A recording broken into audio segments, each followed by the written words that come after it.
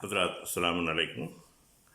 نہج البلاغہ اور غیر مسلم علماء کے سلسلے میں جس گفتگو کا سلسلہ میں نے شروع کیا تھا، اس سلسلے کی آج تیسری کڑی آپ حضرات کے سامنے پیش کی جا رہی ہے۔ اس سلسلے میں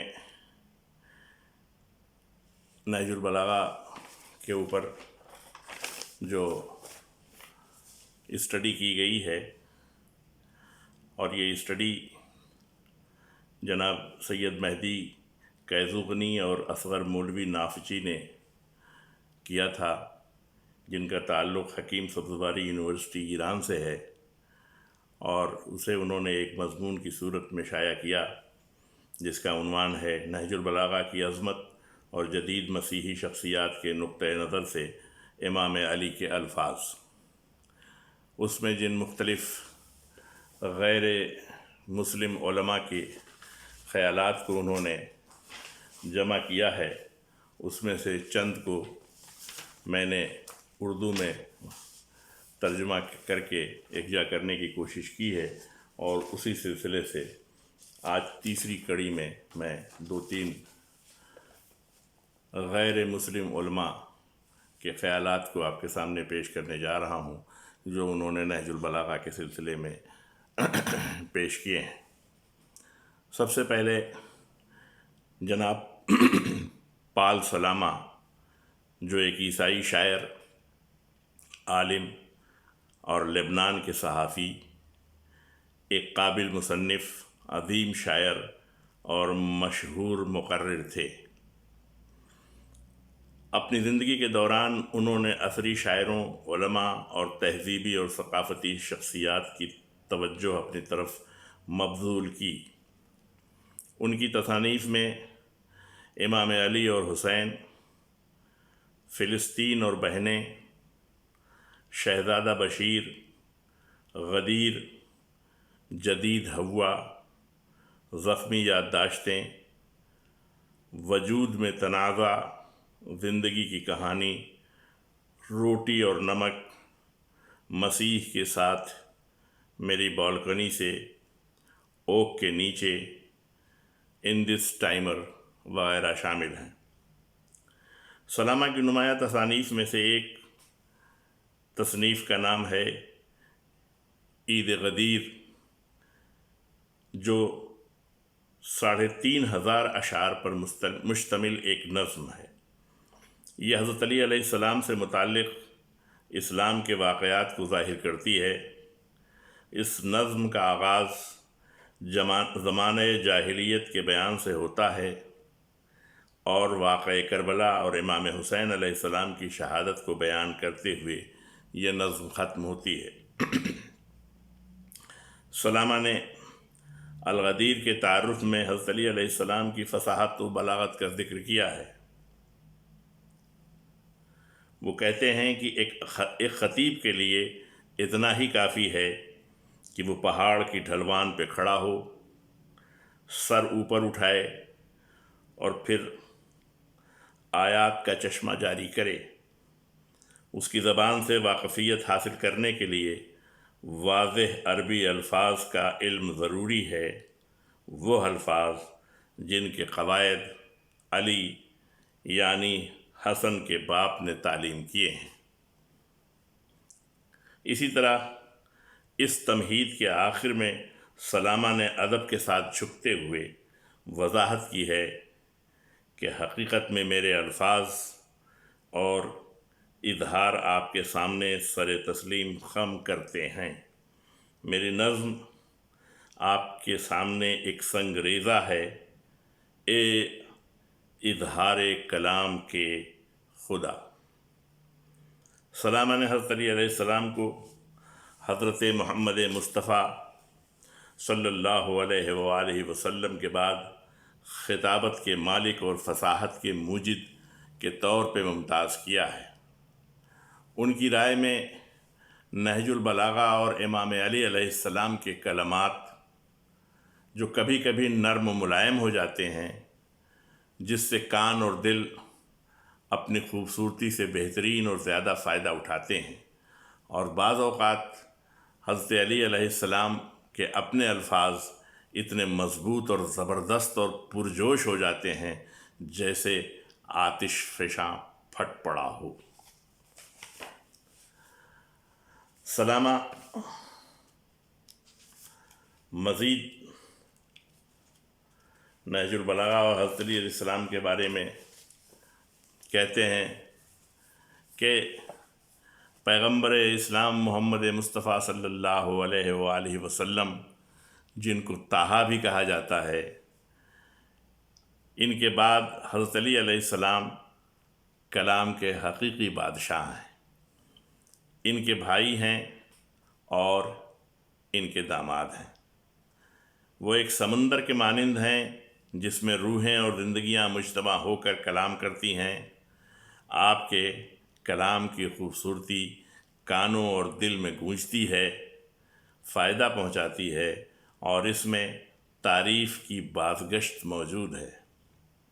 آپ کے الفاظ شعلے کی طرح ہیں، جیسے کسی آتش فشاں کی گہرائی سے نکل رہے ہوں، اور جب وہ عاجزی کے ساتھ بولتے ہیں تو ان کے الفاظ ایسے دلکش اور نرم ہوتے ہیں کہ رواداری بھی اس کی نرمی اور نازک چمک میں رسوائی محسوس کرے۔ پال سلامہ نے اپنے مضمون، جس کا عنوان امام علی تقریر کے پروردگار کا حوالہ دیتے ہوئے کہا ہے کہ میں فصاحت میں ماہر کسی ایسے شخص کے بارے میں نہیں سوچ سکتا جس نے فصاحت کو قرآن مجید، رسول اللہ صلی اللہ علیہ وآلہ وسلم کے الفاظ یا حضرت علی کے علاوہ کسی اور ذریعے سے سیکھا ہو۔ جو لوگ حضرت علی علیہ السلام کے براہ راست شاگرد نہیں ہیں، انہوں نے یقیناً آپ کے شاگردوں سے سیکھا ہے۔ دوسرے غیر مسلم عالم جناب ہنری کوربن ہیں۔ یہ ایک فلسفی، ماہر الہیات اور اسلامی علوم کے پروفیسر اور ایک جرمن مستشرق ہیں، جنہوں نے تصوف پر قیمتی تصانیف کی ہیں۔ ان کے کاموں میں اسلامی فلسفے کی تاریخ، ایرانی فلسفہ اور جامع فلسفہ، ایرانی اسلام ہیں۔ پروفیسر ہنری کوربن اپنی تصنیف international letters of social and humanistic sciences میں لکھتے ہیں، نہج البلاغہ قرآن اور پیغمبر محمد صلی اللہ علیہ وآلہ وسلم کی احادیث کے بعد نہ صرف شیعہ مذہبی زندگی کے لیے ایک عمومی بنیاد کے طور پر، بلکہ شیعوں کی فلسفیانہ اور فکری روایت کے لیے بھی اولین اہمیت کی حامل ہے۔ اس وجہ سے ہم نہج البلاغہ کو عقیدے کے اہم ترین ماخذوں میں سے ایک تصور کر سکتے ہیں، جو شیعہ علماء اور مفکرین کی تعلیم کی بنیاد کے طور پر ہے۔ خاص طور پر اس کو چوتھے دور میں بہت زیادہ اہمیت حاصل ہے۔ اس کتاب کی حیثیت اور اثر اس کے نظریاتی پہلوؤں سے متعلق ہے، جس کا مقصد دنیا میں منطقی تعلقات قائم کرنا، نتیجے پر پہنچنے کے لیے صحیح نقطۂ نظر قائم کرنا، عربی میں تکنیکی اصطلاحات کی تخلیق ہے۔ اس سے ہم عربی زبان کی ایسی عظیم خوبصورتی، ادبی اور فلسفیانہ فراوانی کی اصطلاحات میں داخل ہوتے ہیں جو تمام یونانی نصوص سے آزاد ہیں، جن کا عربی میں ترجمہ کیا گیا ہے، اور اس طرح یہ کتاب ایک نظام کی ماخذ اور شیعہ فلسفے کی ایک خاص شکل ہے۔ شیعوں نے اس کتاب سے وہ تمام مواد نقل کیا ہے جو الہیات سے متعلق ہیں، کیونکہ حضرت علی علیہ السلام کا کلام ایک مکمل فلسفیانہ نظام کی تشکیل کرتا ہے۔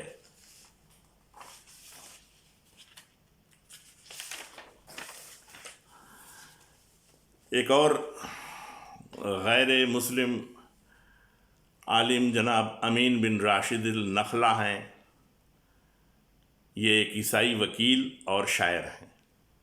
بیروت میں پیدا ہوئے، تعلیم حاصل کی، دمشق لا اسکول سے گریجویشن کیا، یہ صحافی، وکیل اور سیاست کے آدمی تھے۔ ان کی تصانیف میں the new Diwan and the books of ghazals, a books of emergency law, the rustic memoir under the bond of Aristotle شامل ہیں۔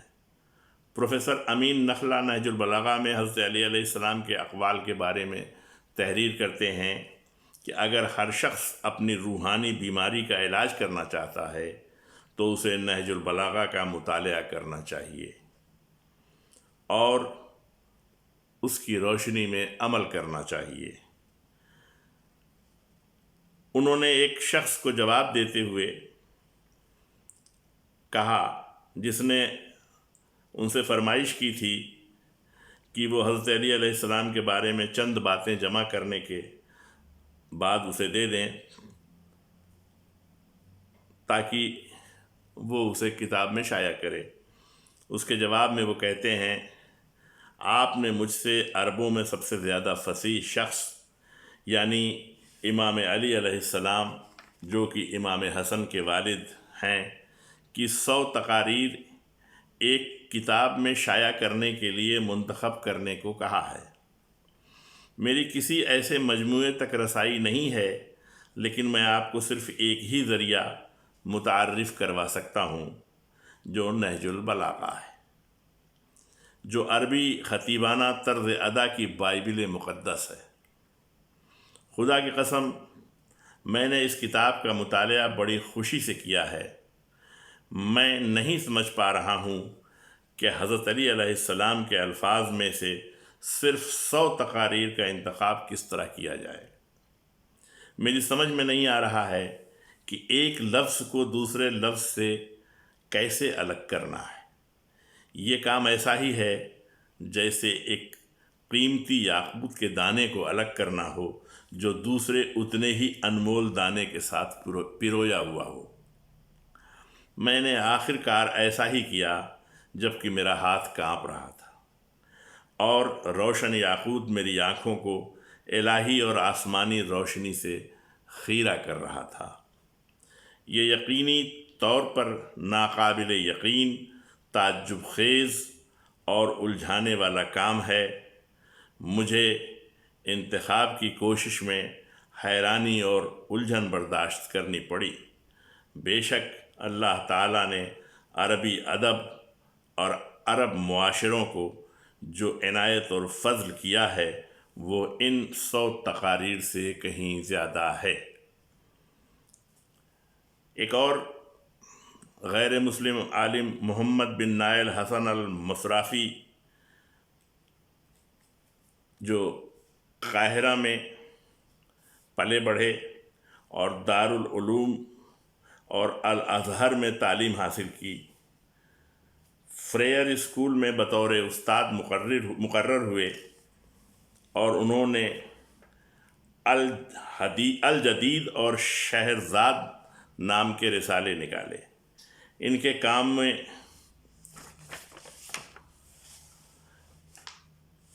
Innovation in diction, pearls in composition, literature in Arabic شامل ہیں۔ مصری ادب کے ایک معزز پروفیسر المرصافی نہج البلاغہ کی وضاحت کرتے ہوئے کہتے ہیں کہ خدا نے نہج البلاغہ کو اس بات کا واضح ثبوت قرار دیا ہے کہ حضرت علی علیہ السلام قرآن کریم کی چمکتی روشنی، حکمت، ہدایت، معجزے اور فصاحت کا بہترین نمونہ ہیں۔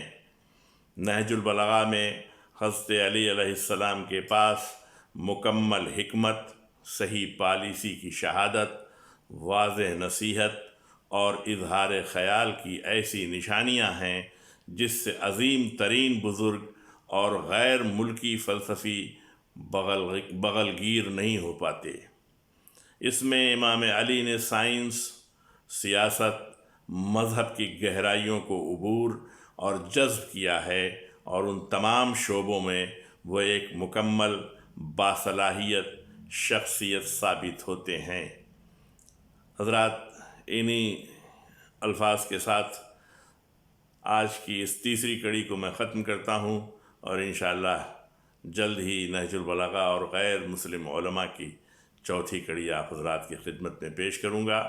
لیکن آخر میں آپ حضرات سے درخواست کروں گا کہ چینل کو سبسکرائب کریں اور لائک کریں، تاکہ ہمیں مزید حوصلہ حاصل ہو اور کچھ زبان و بیان سے آپ حضرات کی خدمت میں مولائے کائنات اور ائمہ معصومین کے اقوال کو اور پیش کیا جا سکے۔ السلام علیکم ورحمۃ اللہ وبرکاتہ۔